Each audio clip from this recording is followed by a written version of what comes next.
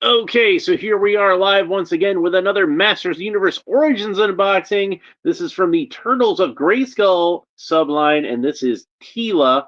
I really wanted to try to get this open a little earlier because honestly, I've got some custom purposes that I bought this figure for. Now, I did get a second one on Amazon that's supposed to be on the way because I found one on Amazon that was like really cheap, but apparently it's one of those things where like the trade-off for getting it cheap is it's going to take forever for it to ship to me. Like it says it's supposed to arrive here by the 26th, which is my birthday, by the way. And I ordered it last week, so she's taking her sweet time to get here.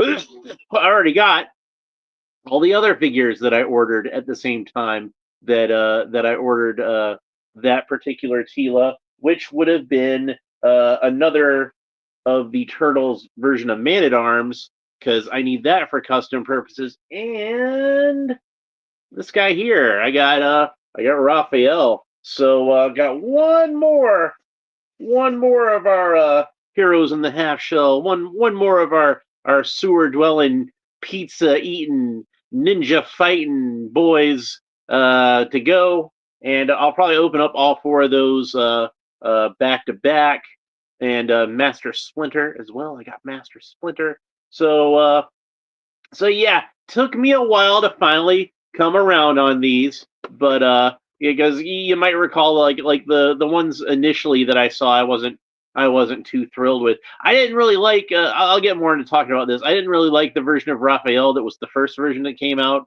and I think that was kind of one of the things that soured me on this line.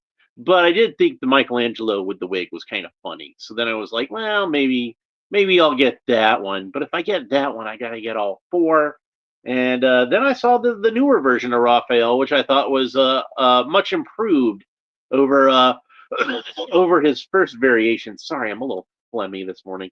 Anyway, like I said, I had some customizing ideas to work with some of these parts, so I really wanted to go ahead and get Teela opened up, and she's one that actually comes in the English only packaging, which is good because that means we'll have a comic book to read. So why don't we go ahead and do that? Get started on this. We got a nice picture on the back with Teela fighting Merman, who unfortunately is a Walmart exclusive that is impossible to find apparently. And I see him online selling for like over $100, and I'm like, if Merman had have been an easy to find figure, if I'd have seen this Merman on the shelf, it looks awesome. I would have bought it in a second. But no, they got to make that one like the hardest one to find, and like my Walmart is all full of Leatherneck and Krang and Mossman and pretty much every one of their exclusive deluxe figures that they got in, besides Merman. So it's just the way the cookie crumbles sometimes, I guess. Anyway, so I guess since she's a good guy, she's got good guys on her package up here. We got Key-Man, of course, and Leonardo. And then it says on the back, as Eternia's heroes mysteriously disappear, the mighty Teela is the planet's last line of defense. Oh no, it's a bait and switch. We thought we were going to get a He-Man, but it's all about Teela apparently. So people are going to get pissed off. Uh, as Eternia's heroes mysteriously disappear, the mighty Teela is the planet's last line of defense when she meets four brothers who share her warrior spirit. The Teenage Mutant Ninja Turtles, now armed to the shell, she is more determined than ever to find the lost heroes. And it says, remove shell armor to use as shield. So like Man at Arms that we've seen previously, she's taken a little bit of inspiration from the boys, and she's got her own shell back now. So and then she's got a pretty massive looking sword sai combo. I believe that's the same one that comes with the original Raphael figure in this line, the Ram Man Raphael. And then our cross cell artwork on the back is we've got Michelangelo, who is not wearing his wig on the cross cell artwork. We got Samurai Skeletor. He's just called Skeletor, but it says Evil Samurai of Destruction. We got Casey Jones and Teela. So let's go ahead and open her up, and you can see that like she's already kind of started to come loose here at the back. She's not got her package glued on very well. A comic book's about to fall out. And we got the typical backing of the Turtles of Grayskull line with the exploding purple rocks with a green blast, and we can see that the bottom of it, it's the slime pit, isn't it? All right, so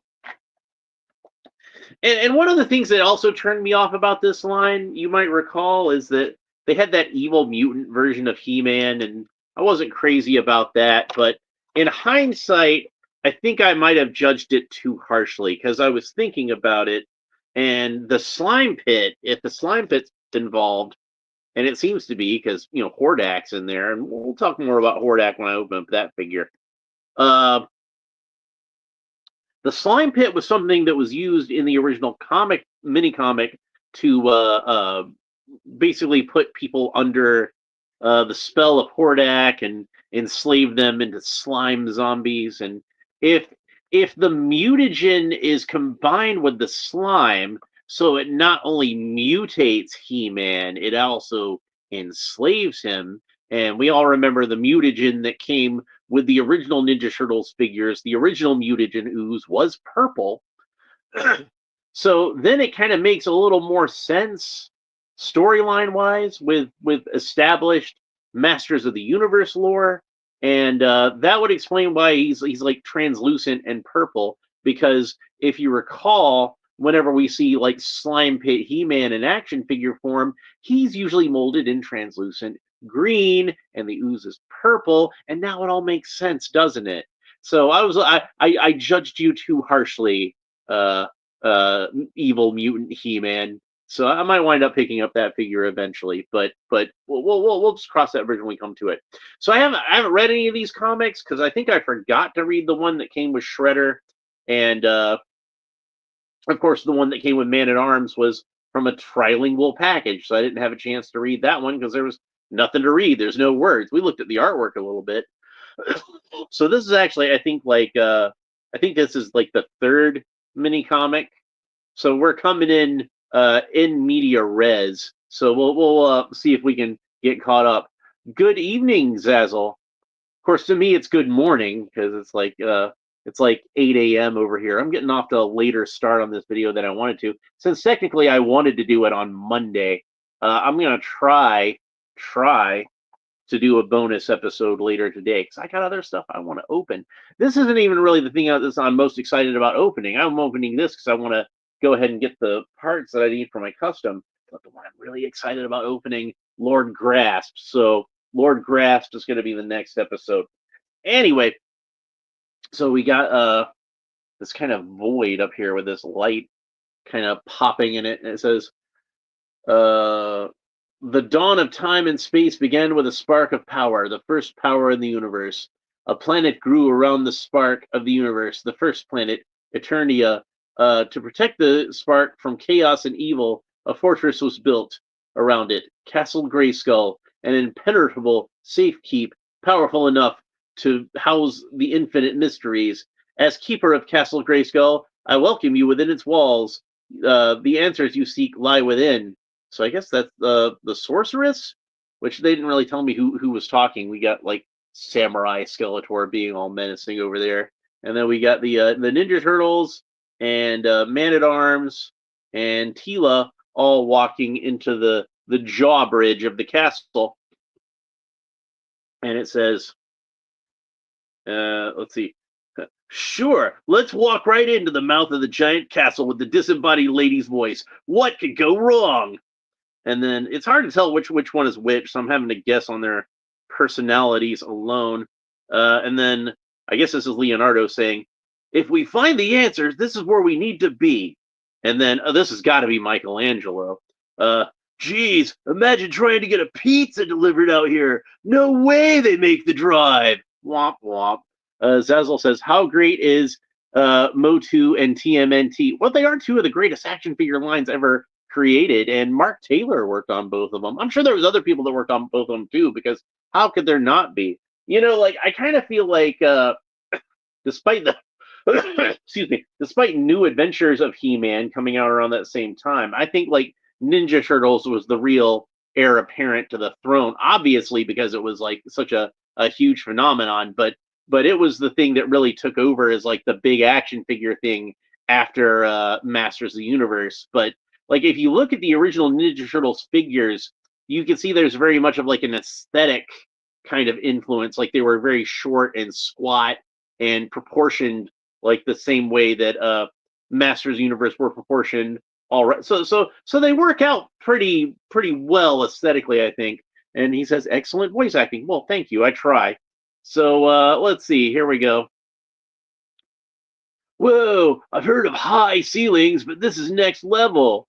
Oh, wait, that's supposed to be Donatello. Sorry, I'm still stuck in Michelangelo. Whoa! I've heard of high ceilings, but this is next level. Fear not, Donatello. The hallway of holograms and illusions is disorienting only if you stare into the void. And then Leonardo says, "Don't stare into the void. Check."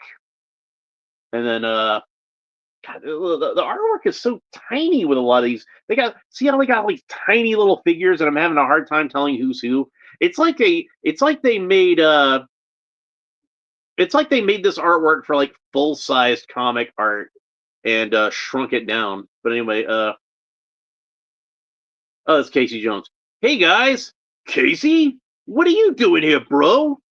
I was just looking around for super dope weapons, and I was just looking around and found this super dope weapons rack and totally modded out my hockey gear. Check it out.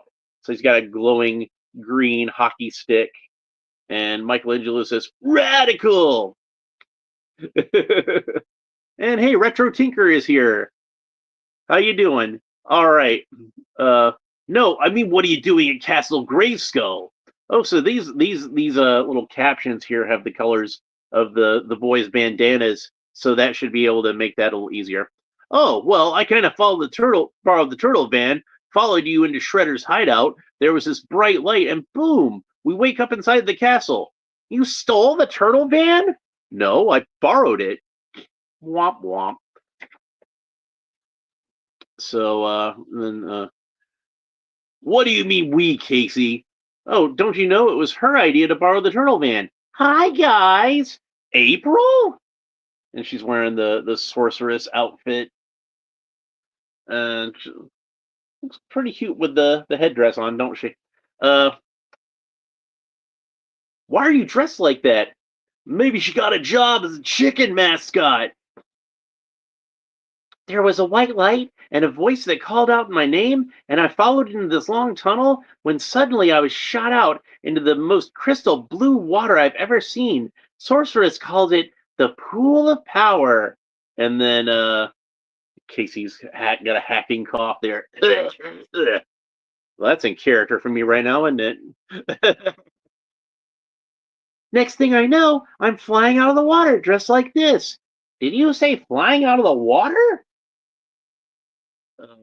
You come seeking answers. The ooze to the ooze plague. April is your key. Travel beneath Castle Grayskull to the Dwell of Souls to find what you seek.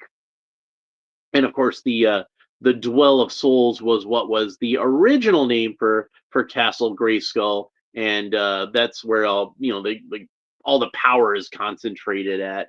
But yeah, when Mark Taylor originally designed Castle Grayskull, he called it the Dwell of Souls. But I guess when Don Glut was writing the comics, well, it's a big gray skull, so Castle Grayskull. Also, his girlfriend at the time, her last name was Gray, so that's where that came from.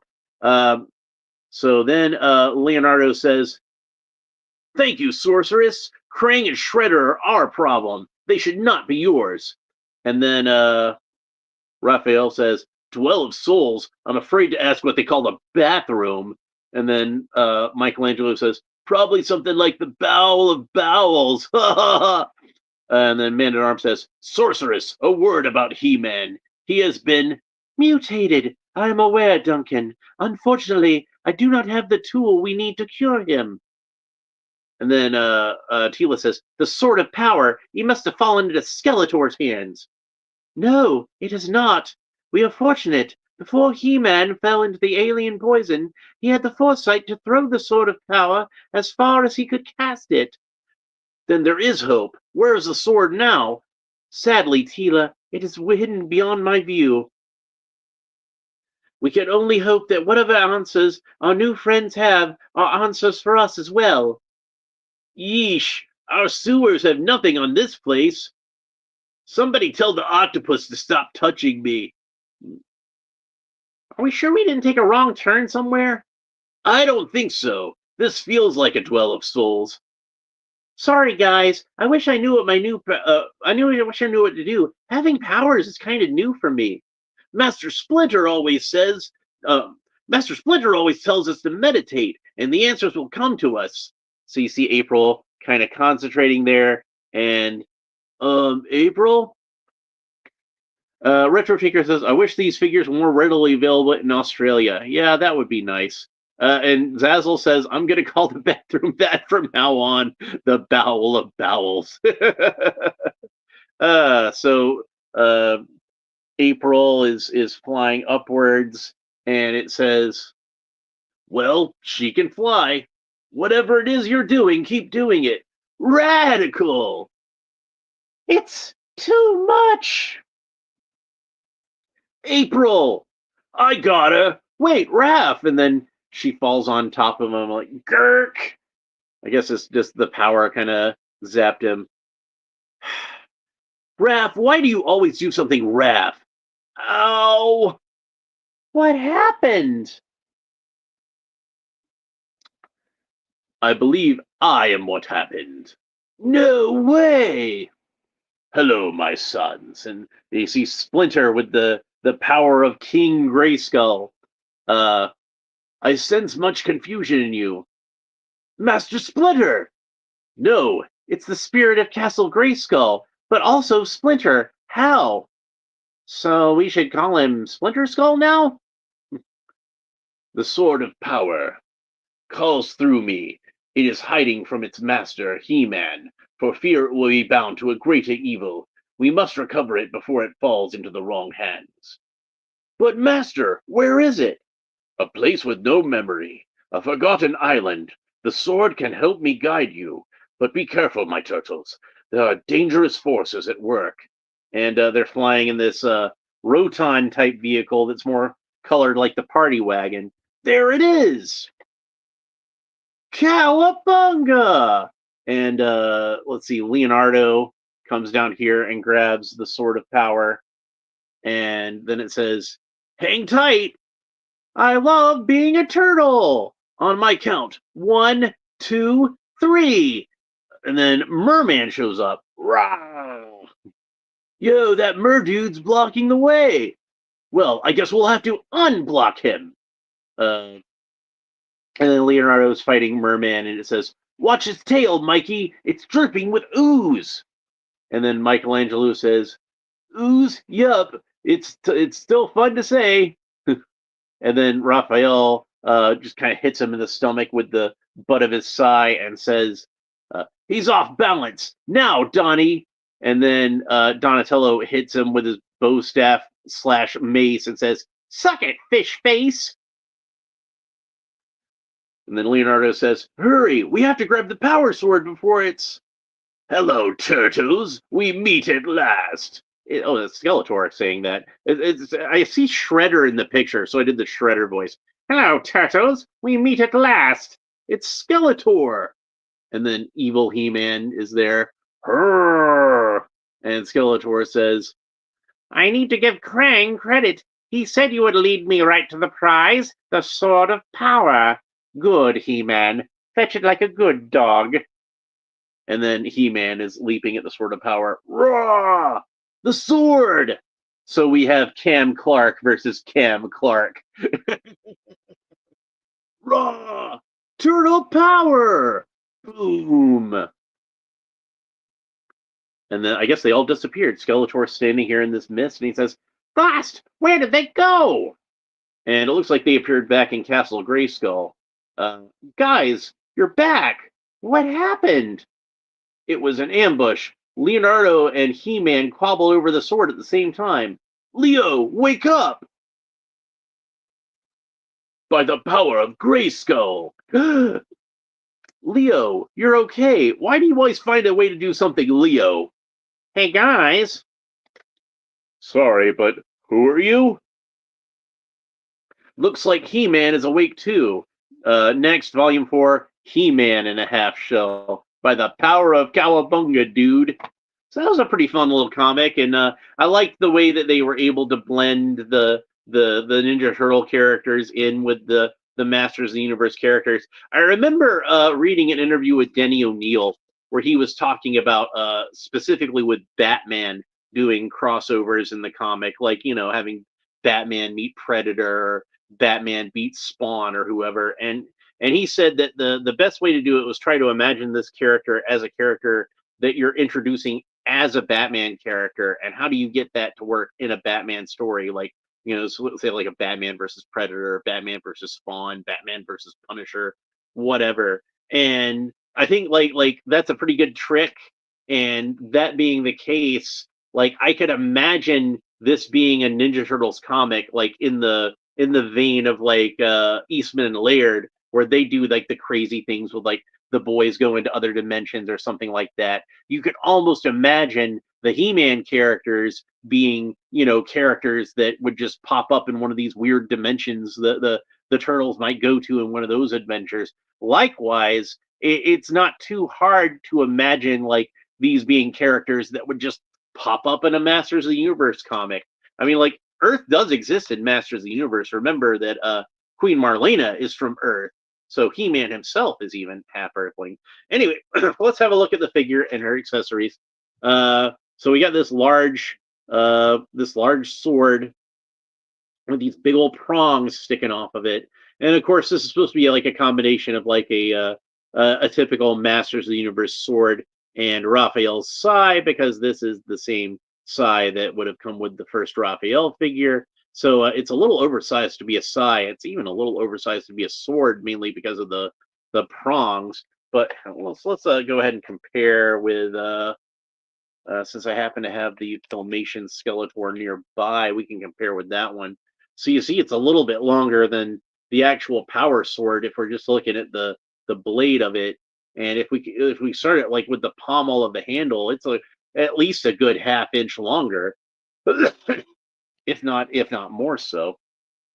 So, and it does look kind of vaguely similar to the shape of the sword that Teela typically comes with.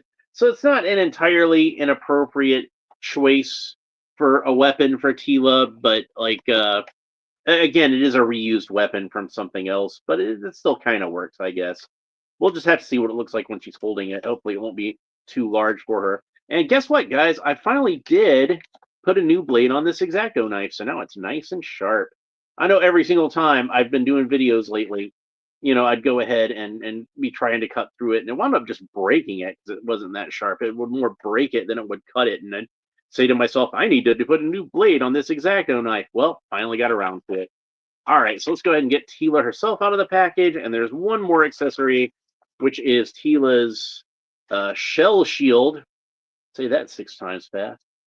So, and we can see that that is in a nice metallic green molded plastic with a little bit of orange around the side. It's very much the Man-at-Arms shade of orange. It's very similar to, since I happen to have the equipment for Man-at-Arms nearby, speaking of uh, custom projects, we can compare with the mace, and you can see that that's like pretty much the identical shade of yellowish orange or orangish yellow, however you want to look at it. And of course, that should fit underneath. Teela has kind of a short furry cape or a long furry collar, whichever one you want to do. It's got these two peg holes underneath here and two pegs that should fit directly in there. Now that's turtle power, says Zazzle. Go ahead and get that in there. And her since her torso is a little more narrow than Man-at-Arms, it's kind of pointing off the little holes in different directions since it's that soft rubber. But I managed to get it on there. So yeah, there she is with her turtle inspired shell. So and then her other accessories that are already on the figure is that she has these two sort of forearm guards that have blades attached to them. You see those are turtle shell shape, but they got these blades attached to them. So that seems a little more inspired by the Shredder than anything else. And I pointed out before the 2000X influence that seemed to be on Man at Arms. Well, Teela's no exception. She also has a little bit of 2000X influence with this long ponytail. Retro Tinker says definitely turtly enough for the Turtle Club. I forget what it was I was watching recently where they made a joke on that. It's like, did you just make a Master of Disguise reference? Oh, I remember what it was. It was Phaelus doing bootleg zones. I was watching the videos on the Galaxy Warriors again because I enjoyed those. So, but these blade forearm things are removable, and they do stay on her pretty well. I think they were on there the whole time. I pulled her out of the package, and they didn't fall out. So let's go ahead and take those off for now and set them aside. We're going to take the shell off and set it aside, and then we're going to pop her head off so I can pop off this breastplate. So the breastplate does attach. You can see the clasp in the back, a little square peg and hole, and we can take that off like so. Take her apart at the middle, at the waist, and this loincloth piece, belt, this comes off. All this armor comes off, and once we're left with that, we have a very basic looking Teela figure, and I do mean basic because they didn't even bother to paint in all of her armor. I guess they figure most kids would probably just leave her armor on the whole time. In fact, they didn't paint in her back either because she's supposed to have like bare skin on her back, but nope, this version of Teela has just like a full tank top at the back. So, but they didn't paint in her belt. They didn't paint in these little leaf plates that are hanging down, nor the little rings around her waist, nor the ram's horn on her breastplate, or the lower part that covers her abs. All this is just white, and the parts that are painted, rather than being the gold we traditionally associate with Teela, are silver. So she has a silver collar, silver armbands, silver wristbands. She's wearing gloves. She's wearing brown gloves, and they're like they're not the usual kind of reddish brown we think of with Teela. They're like a kind of almost like a dark tan. And same with her boots. It's the same color with kind of a pearlescent white trim. It's not quite silver. It's just kind of like shiny white. Retro Tinker says that's just Teela's pajamas. Well, that would make sense since she's got it on under her regular clothes. It's like her underwear. Now, unfortunately, even though all that's removable, this helmet is not removable. It is solid onto her head, so she's just always going to be wearing this helmet. I think it would have been better if, since you're supposed to be able to pull all this stuff off of her and have kind of a basic Teela underneath, I think it probably would have been better if they had also made the helmet removable. It seems like with a lot of these figures, like the He-Man figure we'll see later on, and the Beast-Man figure are supposed to be figures where like if you pull all the Ninja Turtle stuff off of them, you got like basically the regular figure underneath. But with Teela, like I said, she's not quite painted like the regular figure, and she's got this non-removable helmet. So it doesn't quite work out that way in her case. But I'll say this also, like with Beastman and with He-Man, it's a good way to get another basic version of those characters on the shelf. But with Teela, like already, like at a lot of Walmarts, like I know the Walmart closest to my work, they still have the cartoon collection Teela out. So if you want to get a basic Teela figure, then there is one that exists that you can pick up fairly easily. At least most people here in the United States would be able to pick it up fairly easily. And hopefully those cartoon collections are a little easier to come by in say Australia than these Turtles of Grayskull figures are. So let's go ahead and get her all put back together, and then we'll go ahead and talk about the articulation now that we have the armor back on. So because I figure most people are going to want to keep her with the armor. That would be the point of it. So she can't look up very far, because she does have that long ponytail, and it does poke into the fur in her back a little bit. She can look down about that far, tilt her head kind of quizzically from side to side, rotate the head all the way around. Of course, the ponytail does kind of bump into her shoulders a little bit, and her shoulders do rotate all the way around. But again, we've got these rather large pauldrons here, so it's going to bump into that somewhat. She's got a single joint of articulation, which bends about that far, extends about that far, and of course rotates all the way around. Teela's wrists rotate all the way around, although it does seem a little stiff, probably because of the paint, but we got it to rotate. And then has a horizontal hinge, which moves back about that far and inward about that far. So that's how that works. Teela can twist all the way around at the waist. I already showed how the figure disassembles at the shoulders and at the waist, and supposedly her boots should come off. Oh, and the head comes off as well. Teela can kick up about that far, so pretty good range of motion as far as kicking up. She's got a single joint articulation at the knee, which bends about that far, rotates all the way around, and then she has a boot cut that rotates all the way around. Boot points down about that far, points up about that far, and of course the ankle, the foot rotates all the way around. So let's go ahead and get the forearm armor back on, and then we can go ahead and get her all geared up. And we'll go ahead and put the shield in her hand because I want to be able to see the shield when I shoot the thumbnail. And the shield is going to kind of bump into her forearm armor a little bit, but that's to be expected, I think. And then last but not least, this sword, which is more made to be held by, of course, a male Motu figure, but she seems to hold it just fine. So there we go. That's what she looks like, all geared up and ready to go kick some shell. So Retro Tinker says, I've managed to pick up a fair few of the cartoon collection figures over here. Well, that's good, because I would imagine that would be a wave that would be very popular like all over the world. Like, since the He-Man cartoon was broadcast all over the world. Since that's probably, I think, the most popular media that He-Man was ever in was that old Filmation cartoon. So for a lot of people, those are the definitive looks for the characters. For some of those versions of the characters, I think that those probably are my definitive looks. Like, actually, I do think that the Filmation version of Teela is my favorite version of the character visually, if nothing else. So I really like the design they had for her. I like the design of most of the Filmation characters. I liked their designs for He-Man and Skeletor, but Teela was probably my favorite design that they did. So anyway, this is a pretty cool little figure. Although, like I say, it's going to be a little more niche than even most of the Masters of the Universe characters that I've seen in this line so far. Like, I know Skeletor is going to have a non-removable helmet, but we're kind of used to variations on Skeletor, so that's not an unusual thing. We never really saw that many variations on Teela.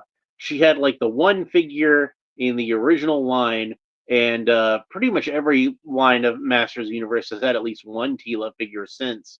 But unlike He-Man and Skeletor, who always have multiple variants in every line, and even then you get some variants on characters like, say Beastman or Man-at-Arms, but Teela usually doesn't get that many because, the whole like, oh, boys don't want to buy girl action figures. And like I said, I suppose that might be true for some boys, but this boy loved female action figures when I was a kid. I loved Princess Leia. I loved Wonder Woman. I so wanted the Mego Batgirl figure, and my mom could never find her, and my cousin had one. I was so jealous. But but pretty much anytime He-Man went on any kind of adventure, if he had a sidekick with him, it was usually Teela. So that was usually how I did that. Retro Tinker says, I quite like the Revelations Teela figure. I have most of the Revelations Teelas. I don't have, oddly enough, the one that was like the main outfit that she wore for most of Revelation. I still don't have that one yet. But I do have like the classic version of Teela from Revelation, and I have the sorceress version of Teela, which I quite like, and of course the green, Quentin Tarantino edition of Teela. So I do like that figure quite a bit. But yeah, like they made a bunch of good figures of her for Revelation. I probably still need to get the Cara Dune looking version. Just haven't gotten around to it yet. But they actually did do a bunch of variations of Teela in that one. But she wore a lot of outfits in Revelations and Revolutions. So oh, they need to do the Trisorceress also. With the three combined staffs, that would be really cool. And I'm still waiting on the ultimate form of He-Man from the end of Revolution too, because I thought that was just an awesome design. I really wanted to do a figure of that. So hopefully they'll get around to that one day. I do have actually on the way. I just ordered from Big Bad Toy Store. It was supposed to have arrived by today, but apparently it was supposed to show up Sunday actually, but apparently FedEx is just screwing around with my package, so it's still at like the shipping facility apparently. But I've got the Darklin figure in that from Revelation, so I've been looking forward to that one for a while. So anyway, pretty decent figure, probably worth picking up, especially if you would like to have some kind of variation on Teela, which is not too common to see in the Origins line. This is if we count the cartoon collection version of Teela, we've had the original version of Teela and the one that comes with Zor and the Snake Teela. So they've had like more than usual, but still not like a whole lot. If you count the Green Goddess, which is basically a repaint of Teela, that gives you another one, but she's technically supposed to be a different character. Okay, well, good seeing you, Retro Tinker. Thanks for stopping by. It's always a pleasure to have you pop up in the chat. So thank you. That's pretty much it for this episode, anyway. So we're about to wrap things up. So if you enjoyed this episode, please make sure that you like and subscribe and all the fun YouTube stuff down below. Leave a comment. Let me know what you think about Teela, both the character in general and this figure specifically. And what do you think about this particular iteration of Teela? Do you think they did a good job of combining the Ninja Turtle aesthetic with the Masters of the Universe characters in this one? I think they did a pretty good job for the most part. Even though the sword does fit into her hand pretty well, I think I would have rather them seen them do like an original weapon for her, or if you're gonna reuse a weapon that came with another figure anyway, maybe like the Filmation, the cartoon collection sword, since that one's pretty well associated with the character. Anyway, that's it for this episode. I hope you enjoyed it. We will talk to you next time. Next episode's going to be Lord Grasp. So hope to see you then. We'll talk to you later. Bye.